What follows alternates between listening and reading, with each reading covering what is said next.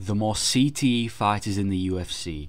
Now, a CTE fighter is a fighter that has had so much brain damage over the years of fighting. I'm going to be including fighters that have been in the UFC and are still in the UFC. Essentially, fighters that are very confused, don't really understand what they're saying. Nothing that they say or not the behaviour that they show doesn't make sense. Very strange behaviour along the lines of just very, very CTE fighters. Don't have a clue what they're saying, and we're going to be going over a couple of examples today.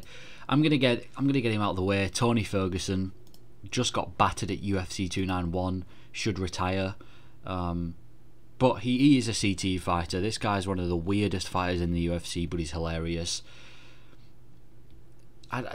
You could watch a Tony Ferguson compilation for hours, man. He's so funny. That one where I think it was Word Doom, the tall Brazilian light heavyweight or heavy whatever, arguing with him in Brazilian, and Tony Ferguson's like, I don't understand what you're saying, and then like 2 seconds later, what the fuck you just say? Like, he's just really random. The whole hold on, I'm talking, brother. The guy comes out with some one line. Even the Blades and Shades at UFC 291, you know, whenever this guy's at a press conference, he's going to come up with some stories. You know, the story that a bear attacked his family, and everyone, you know, with the memes, the Tony the type of guy.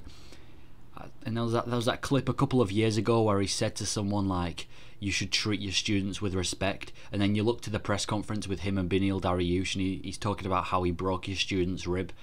He's a very, very weird and random fighter. Even in the octagon, throwing sand at people and doing roly-polies. Very, very weird. Very, very CT-like fighter, but he's obviously got CT and he gets weirder every fight. And to be honest, I want him to retire because it's only going to get worse, you know.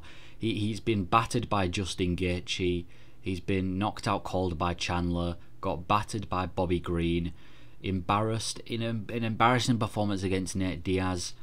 Nearly broke his arm against Oliveira, and obviously lost to Beneil Dariush. He needs to call it a day. I think there's one fighter in the UFC who I'm willing to put against Ferguson, but I'm not going to say it here. I'm going to save that for a video in the future. But Tony Ferguson just screams of CTE. He gets worse every fight. Says he's in the prime of his career when he's on a 6-fight losing streak. Hopefully, I don't know, he comes back and gets a knockout win in his next fight, but we all know that's not going to happen. But he's a very high CTE fighter, very weird, very odd, but he's one of the funniest fighters in the UFC because of it. If Tony Ferguson wasn't weird, then he's not Tony Ferguson, let's be honest. But moving on to the next fighter with CTE, I'm going to go with Johnny Walker. He's very, very weird. You look at those TikToks with him. I think it was a TikTok where he's pretending to be a caveman. This guy is very weird. I mean, the face-offs, the dances in the octagon, the faces this guy makes. He's a very, very odd fighter. Very odd. I mean, he just seems like he's happy to be there, to be honest with you, but he isn't the most normal of fighters. Doing the worm after he just TKOs someone. Even the knockout was goofy. Even the knockout was very weird. When Jamal Hill knocked him out, it was like he fell and then jumped backwards after the knockout. Even when he gets KO'd, there's goofy, bro. He's one of the goofiest fighters in the UFC. He's just weird, innit? He's just very, very weird, you know. The TKO's Paul Craig out cold in Brazil and then does a worm over his twitching corpse. The face-offs this guy has. I'm glad he's back on a winning streak, to be honest with you, because he started to go on a bit of a losing streak, you know. But I'm glad he's back. I'm glad he's back in the winning column. But he's a very weird fighter. If you've ever seen Johnny Walker, like even his TikTok videos, you look at his TikTok and his Instagram, and he's just a weird guy doing weird things. But I mean, maybe it's signs of CTE, but he's not the most normal guy. Let's be honest. Even in his octagon, what do you call it? There was a clip where he was sat on the bed. What do you call it? Sat on a stool in between a round. His coaches are talking to him so seriously, and he just looks at the camera, gives the most menacing stare, and then looks away. He's one of the most weirdest fighters in the UFC. Doesn't take anything seriously, but he's one of my favorite. He's one of my favorite Brazilians. A lot of the Brazilians tend to be just stone faced, like, you know, Alex Pereira. But I think Johnny Walker's a funny guy, but he's one of the strangest guys I think I've ever seen in the UFC. Moving on to one of my favourite CTE fighters, Tito Ortiz. The thing that makes this guy serious, it makes this guy funny, is the fact that he's not trying to joke around. He's 100% serious in everything he says, but it just doesn't make sense. Obvious signs of CTE after getting hit by Chuck Liddell, and after, you know, back in Bellator as well. Tito Ortiz is one of the most... If you watch Tito Ortiz, you'll understand how weird this guy is. Says he wants to outlive his kids. I mean, that's not the most normal thing for a parent to say about the children, that you want to outlive them. Interviewing in the octagon, let me tell you how you're feeling. Doesn't make any sense. And then a very touching quote on how many days a week he trains. 5 days a week, I'll train 3 days a week. One of those days I'll train 2 days a week. So 6 days a week I'll be training.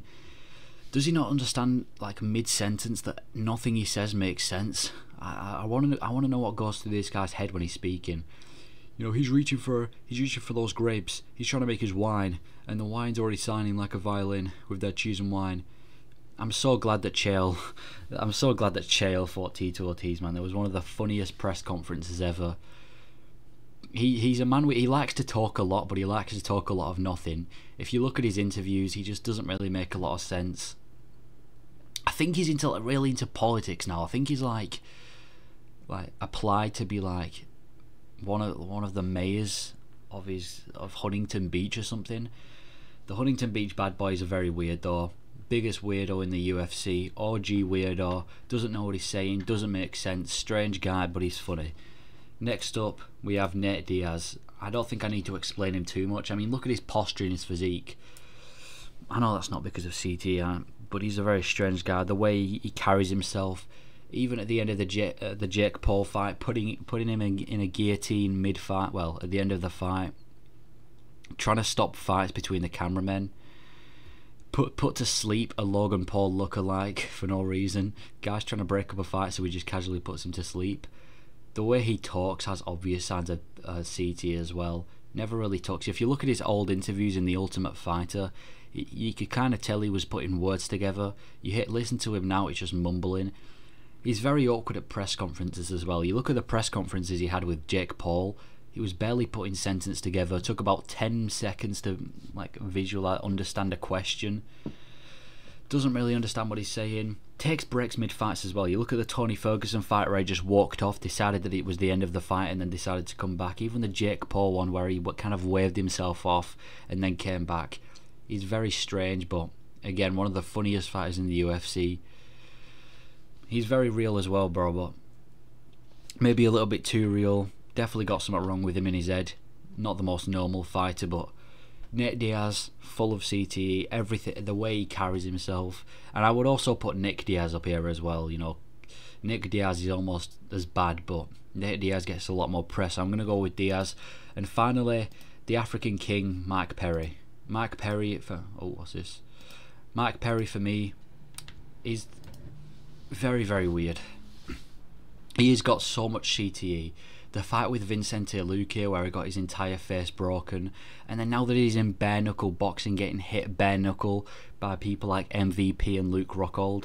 He's winning, to be fair though, so you can't take it away from him. He's actually found a lot of success in bare knuckle boxing, but he's the best African fighter. This guy just doesn't care, man. He doesn't care. But he was one of the strangest fighters when he was around. Very confusing to listen to, didn't really make a forward point. Even in the press conference with Luke Rockhold, somehow got riled up at Luke Rockhold for no reason. He's funny because he has no idea what's going on. He just seems very confused a lot of the time. He's not like, if you're in a room with Mike Perry, you have no idea what to expect with him. Probably going to end up taking your face off, but Mike Perry, obvious signs of CTE. It's only going to get worse the more he boxes and does bare knuckle boxing. But yeah, that is my list for the most CTE fighters in the UFC. Let me know if I missed anybody. I don't think I did. No one significant anyway. But yeah, that is my most CTE fighters in the UFC. Please let me know if you agree.